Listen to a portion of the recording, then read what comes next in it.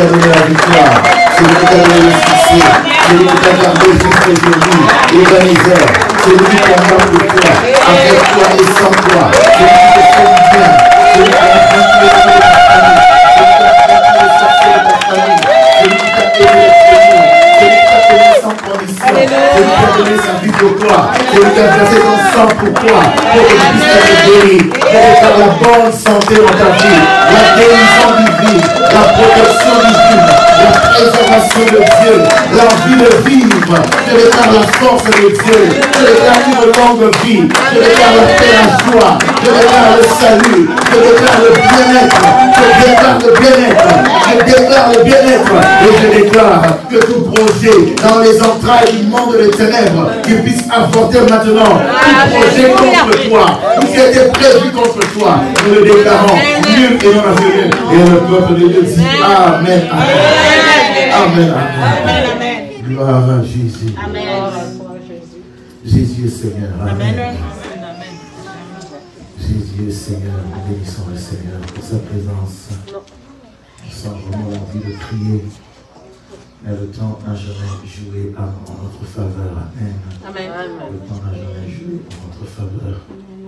Je sais pas que le Seigneur puisse faire grâce. Alléluia. Que je puisse, par la grâce de Dieu, si je pourrais prêcher, ne serait-ce que quelques minutes, si je pourrais. Gloire à Dieu. Gloire à Dieu. Nous prenons aussi l'habitude de saluer nos amis internautes qui nous suivent de Facebook, que Dieu puisse les bénir. Nous bénissons le Seigneur pour la présence de tout un chacun de vous. Vous êtes des champions. Amen. Amen. Vous êtes des champions. Malgré ce qui est annoncé, ce qui a été annoncé par le gouvernement, qui a fait peur à beaucoup de gens. Mais vous, vous avez brandi la peur, vous êtes là. Amen. La parole de Dieu nous dit que la vie de l'homme n'appartient pas à l'homme. L'homme est incapable de se garder, de garder son souffle de vie, de se protéger. L'homme est incapable. Dis avec moi, je suis incapable. Je suis incapable. Il y a de ceux qui ont porté le masque, qui sont restés à la maison, qui ont pris toutes les mesures sanitaires. Mais bien aimés, ils sont tombés malades et il y en a de ceux qui ont succombé. Je ne vous dis pas de ne pas mettre les masques, je ne vous dis pas de ne pas vous protéger, mais tout ce que je vous dis, après être protégé, il faut savoir que celui qui protège réellement, c'est Jésus. Amen. Je dis celui qui protège réellement, c'est Jésus. Jusque-là, on n'a encore vu aucun cas de contamination à l'église, aucune personne qui est tombée malade. Nous disons que c'est la grâce de Dieu. Et nous déclarons qu'aucune personne, nous déclarons ce virus sans effet dans cette église. Nous déclarons ce virus sans effet dans cette église. Et je parle surtout de toi qui prends le risque de venir. Toi qui brandis les déclarations. Les déclarations, c'est qu'on dit dans les informations. Je dis que Dieu puisse te protéger. De la même manière que tu es venu. De la même manière que tu es venu. S'il y a un virus, conscient et inconsciemment, diagnostiqué, non diagnostiqué, asymptomatique, symptomatique, je déclare qu'il puisse sécher par la puissance du sang de Jésus. Je dis par la puissance du sang de Jésus. Je déclare la bonne santé. Je déclare la guérison. Je déclare la longue vie dans le nom de Jésus. La main de Dieu sur vous. La bonté de Dieu sur vous. Non seulement sur toi, sur ton mari, sur ta femme et sur tes enfants. Même si tes enfants ne sont pas avec toi, je déclare qu'ils soient protégés. Dans les garderies où ils vont, dans les écoles, les universités, les collèges où ils vont, dans la nourriture qu'ils mangent, dans l'eau qu'ils boivent. La parole de Dieu nous dit, vous servirez l'Éternel. Et l'Éternel bénira votre nourriture. L'Éternel bénira vos eaux. Et il éloignera la maladie loin de vous. Je déclare que la maladie puisse être éloignée loin de toi. Même le virus qui est les gens pour qu'ils puissent sortir maintenant dans le nom de Jésus. Je déclare qu'ils puissent sortir. Je déclare qu'ils puissent sortir. Je déclare que le Seigneur puisse donner un système immunitaire très fort. Un système immunitaire très résistant. Je déclare un système immunitaire céleste. Je déclare la Jésus-Kine dans ton sang. Dans le nom de Jésus. Je déclare le vaccin du Saint-Esprit dans ta vie. Je déclare le vaccin du Saint-Esprit dans ta vie. La bonne santé dans le nom de Jésus. Amen. Que Dieu bénisse. Que Dieu puisse faire de bien. Amen. Gloire au Seigneur. Gloire au Seigneur. Gloire au Seigneur. Je veux lire avec vous, on avait commencé dans 2 Corinthiens, le chapitre 5, le verset 19. Quelqu'un pourrait dire ce qu'on a parlé dimanche passé. On a parlé de la nouvelle créature. Amen. Amen. On a parlé de la nouvelle créature dimanche passé. Le temps me manquerait de continuer aujourd'hui, mais j'essaie de voir un message abrégé. La parole de Dieu nous dit, si quelqu'un est en Christ, il est une nouvelle création. Les choses anciennes sont passées. Voici toutes choses sont devenues nouvelles. La parole de Dieu nous dit, et tout cela vient de Dieu, qui nous a réconciliés avec lui par Christ, et qui nous a donné le ministère de la réconciliation. Et tout cela vient de Dieu, qui nous a réconciliés avec lui par Christ, et qui nous a donné le ministère de la réconciliation. Alors, on va changer que quand je demande de changer. Donc 2 Corinthiens 5, 17, si quelqu'un est en Christ. Est-ce qu'il y a quelqu'un qui est en Christ cet après-midi? Est-ce que quelqu'un qui se déclare être en Christ? Alléluia. La parole de Dieu dit, si quelqu'un est en Christ, la deuxième chose ou la deuxième partie qui suit doit être une réalité. On dit que elle doit être une nouvelle création. Alléluia. Je déclare que ton esprit soit réellement régénéré dans le nom de Jésus. Je déclare une nouvelle naissance selon les termes de la parole. Alléluia. Et la parole de Dieu nous dit que les choses anciennes sont passées. Dit que les choses anciennes puissent passer en moi. Que les choses anciennes puissent passer. Que les choses anciennes puissent réellement passer. Que les choses anciennes puissent réellement passer. Que les mauvaises choses que j'ai héritées de ma famille. Que les mauvaises choses que les mauvaises choses que j'ai héritées depuis que je suis né, depuis le ventre de ma mère. Que les mauvaises choses de ma mère puissent réellement passer. La parole de Dieu nous dit, les choses anciennes sont passées. Alléluia, bien-aimé.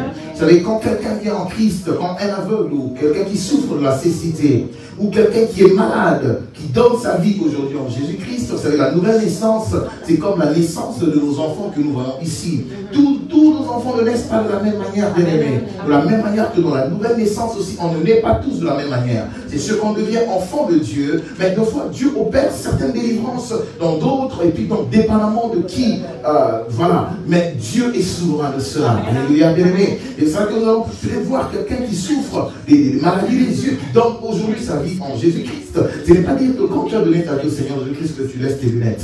Alléluia, alléluia. Alléluia. Amen. Alléluia, bien-aimé. Donc, c'est-à-dire qu'il y a des choses en nous, quoique nous ayons donné notre vie au Seigneur Jésus-Christ, nous comprenons que l'homme est esprit, âme et corps. Alléluia, bien-aimé. L'esprit est régénéré, mais il y a encore des choses au niveau de l'âme qui doivent aussi devenir nouvelles. Je dis qu'il y a aussi des choses au niveau du corps qui doivent devenir nouvelles. Je dis qu'il y a des choses qui doivent devenir nouvelles. La parole de Dieu nous dit toutes choses et toutes choses. Toutes choses et toutes choses. Dis avec moi toutes choses. Que toutes choses puissent devenir nouvelles. Que toutes choses puissent devenir nouvelles dans le nom de Jésus dans ta vie. Que toutes choses puissent devenir nouvelles dans ton couple. Que toutes choses puissent devenir nouvelles dans ta manière de faire, dans ta manière de parler, dans ta manière de marcher. Que toutes choses soient toutes choses dans le nom de Jésus. Je dis que toutes choses soient toutes choses. Alléluia. Il y a des débris qui peuvent rester. Il y a des sacs qui peuvent rester. Il y a des zones d'ombre qui peuvent encore demeurer après que nous ayons donné notre vie au Seigneur Jésus-Christ. Mais la parole de Dieu nous dit, après qu'on ait donné notre vie au Seigneur Jésus-Christ, nous sommes une nouvelle créature, régénérée totalement au niveau de l'esprit. Mais il y a encore un travail à faire au niveau de l'âme. Que le Seigneur puisse nous aider dans ce chemin de la foi. Alléluia, bien-aimé. La parole de Dieu nous dit dans le livre de Romains, le chapitre 6, si je peux commencer à lire les 7 ou les 8 premiers chapitres, la parole de Dieu nous dit, si on peut le balancer, Romains le chapitre 6, Romains le chapitre 6, nous allons lire les 8 premiers chapitres, Romains le chapitre 6, la parole de Dieu nous dit, que dirons-nous donc, demeurions-nous dans le péché, afin que la grâce abonde? Loin de là, nous qui sommes morts au péché, comment vivrions-nous encore dans le péché? Ignorez-vous que tous ceux qui avons été baptisés, tous ceux ignorons-nous que nous tous qui avons été baptisés en Jésus-Christ, c'est en sa mort que nous avons été baptisés. Nous avons donc été ensevelis par lui, par le baptême en sa mort, afin que quand Christ ait ressuscité les morts par la gloire du Père, de même nous aussi, nous marchions en nouveauté de vie. Dis nouveauté de vie avec moi. Nouveauté de vie. En effet, si nous sommes devenus une même plante avec lui par la conformité à sa mort, et nous le serons aussi par la conformité à sa résurrection. Sachant que notre vieil homme a été crucifié avec lui. Notre vieil homme a été crucifié avec Christ, afin que le corps du péché fût détruit, pour que nous ne soyons plus esclaves du péché. Car celui qui est mort est libre du péché. Et la parole de Dieu nous dit, or si nous sommes morts avec Christ, nous croyons que nous vivrons aussi avec lui. Clamons la parole de Dieu. Car nous croyons que si nous sommes morts avec Christ, nous vivrons aussi avec lui. Qui croit que s'il est mort avec Christ, il vivra aussi avec Christ. Amen. La parole de Dieu lui dit dans Éphésiens, mais vous, ce n'est pas ainsi que vous avez appris Christ. Si du moins vous l'avez entendu, et si, conformément à la vérité qui est en Jésus, c'est en lui que vous avez été instruits à vous dépouiller, eu égard à votre vie passée. Vous avez appris à vous dépouiller, eu égard à votre vie passée, du vieil homme qui se corrompt par la convoitise trompeuse, à être renouvelé dans l'esprit de votre intelligence, à être renouvelé dans l'esprit de votre intelligence. C'est Éphésiens le chapitre 4, le verset 20 au verset 24, pour ceux qui prennent note. Il dit, et à revêtir l'homme nouveau, créé selon Dieu dans une justice et une sainteté que produit la vérité. J'avais ce verset dans Jean, la parole de Dieu nous dit que Jésus-Christ dit aux Juifs qui étaient devant lui, il dit que vous avez pour père le diable, car vous ne savez pas faire le bien, vous avez pour père le diable. Alléluia, bien-aimés. Donc ceux qui ne sont pas en Christ, ceux qui sont incroyants, ceux qui n'ont pas donné leur vie au Seigneur Jésus-Christ, ils ont un père. Et ceux qui ont donné leur vie au Seigneur Jésus-Christ, eux aussi ont un père.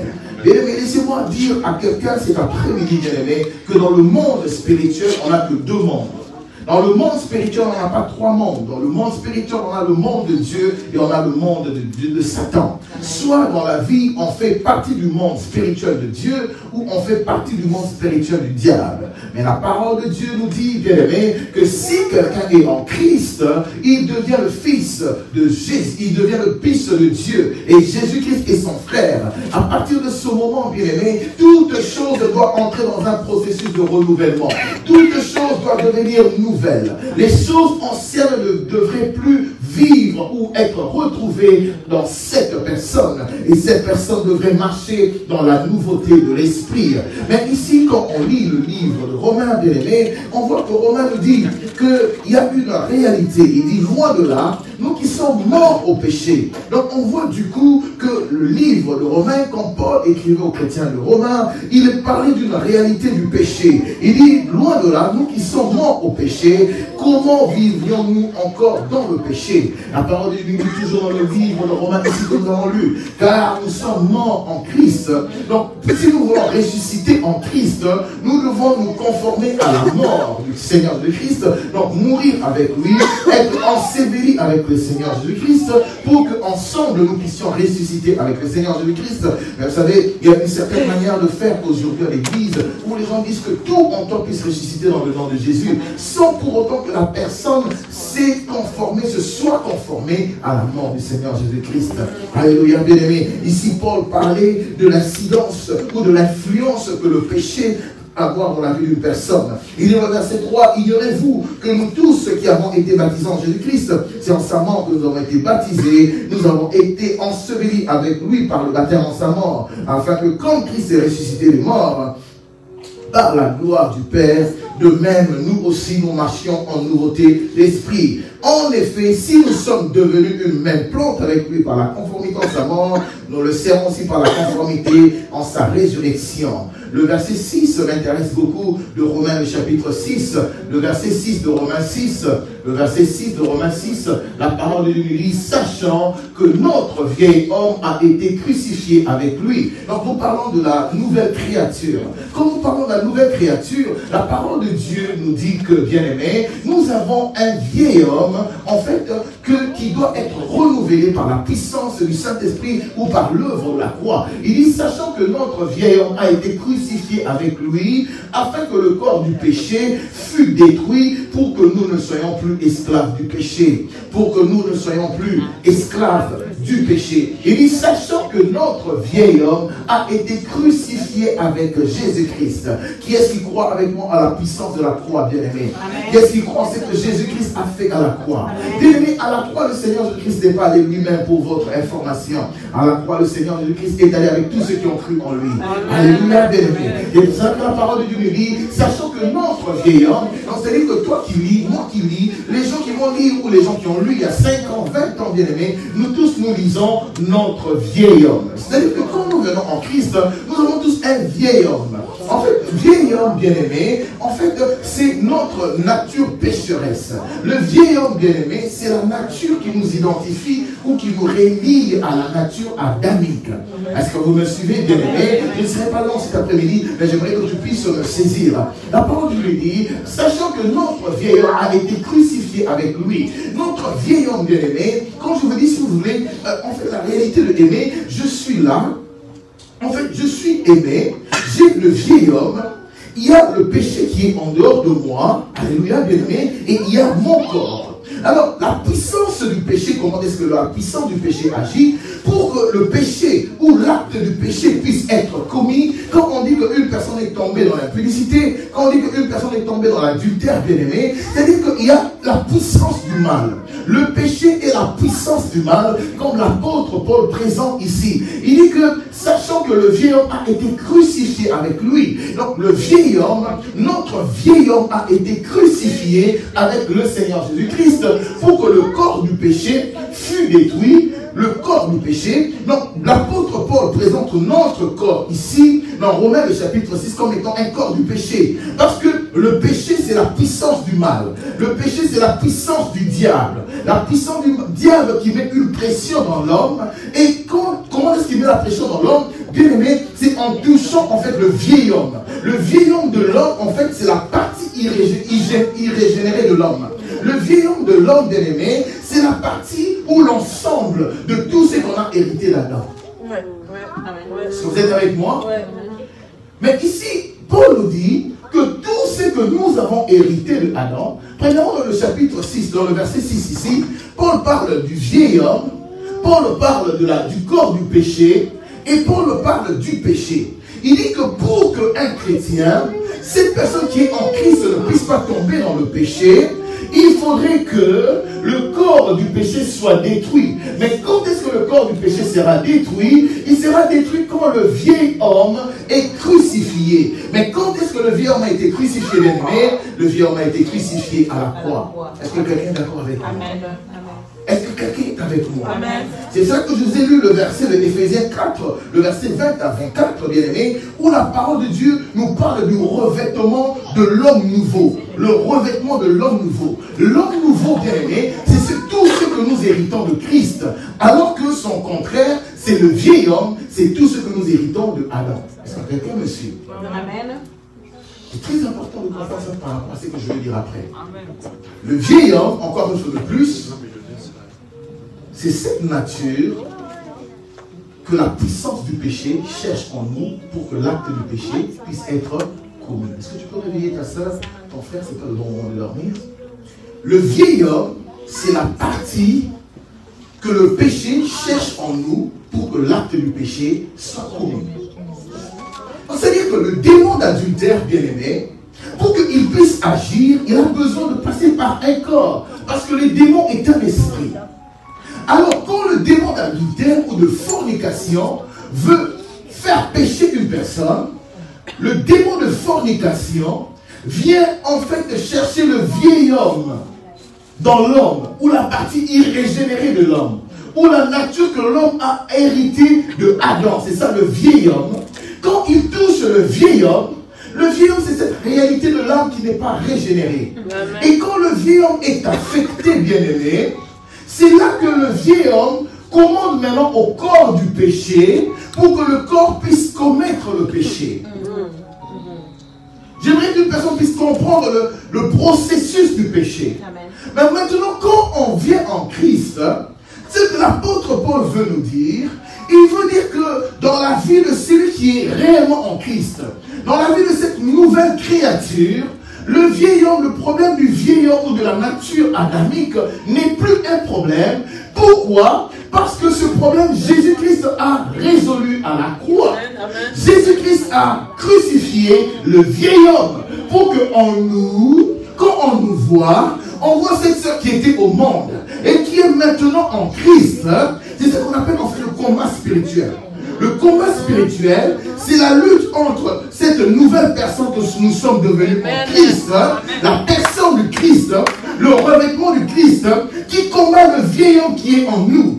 Pourquoi? Pour que la parole de Dieu de 2 Corinthiens 5, 17 puisse devenir une réalité, où la parole de Dieu nous dit, si quelqu'un est en Christ, toutes choses deviennent nouvelles. Combien de personnes sont en Christ cet après-midi dans l'assemblée? Amen. Combien de personnes sont en Christ?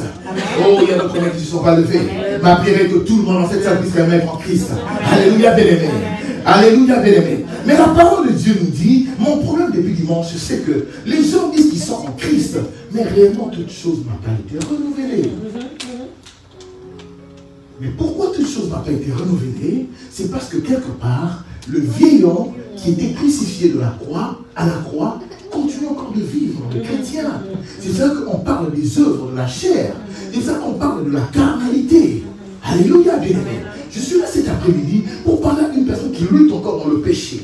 Je suis là encore cet après-midi pour parler à un chrétien qui est né de nouveau, mais qui ne comprend pas comment est-ce que je suis encore dans le péché.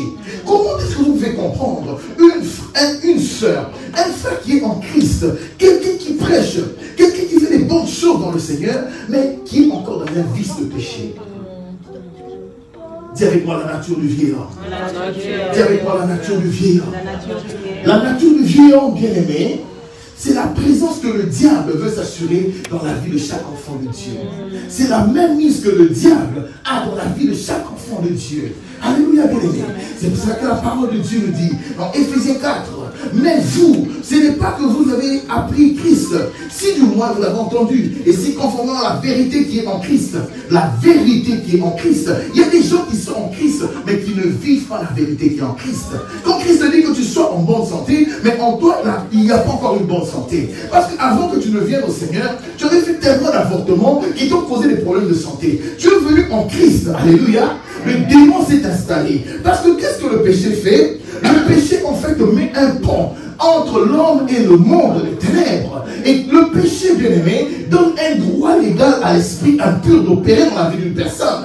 De ça qu'on parlera, bien-aimé, de l'esprit de masturbation, l'esprit de pornographie. Toute personne qui se masturbe chaque fois, à chaque fois que le corps du péché passe à l'action de se masturber, donc cette personne jure allégeance ou fait allégeance au démon de masturbation. Une personne qui grandit et qui vit chaque jour dans l'adultère, à chaque fois que cette personne pose l'acte de l'adultère, il fait allégeance au démon d'adultère. C'est pour ça qu'on parle maintenant des liens spirituels, des péchés qui sont ancrés dans l'homme. Mais on parle de la nouvelle créature. On parle de cette sœur qui vient à l'église. On parle de ce frère qui vient à l'église. La parole de Dieu nous dit que si une personne est en Christ, elle est une nouvelle créature. Les choses nouvelles, les choses passées devraient rester au passé. Pourquoi? Parce que cette personne est censée revêtir l'homme nouveau.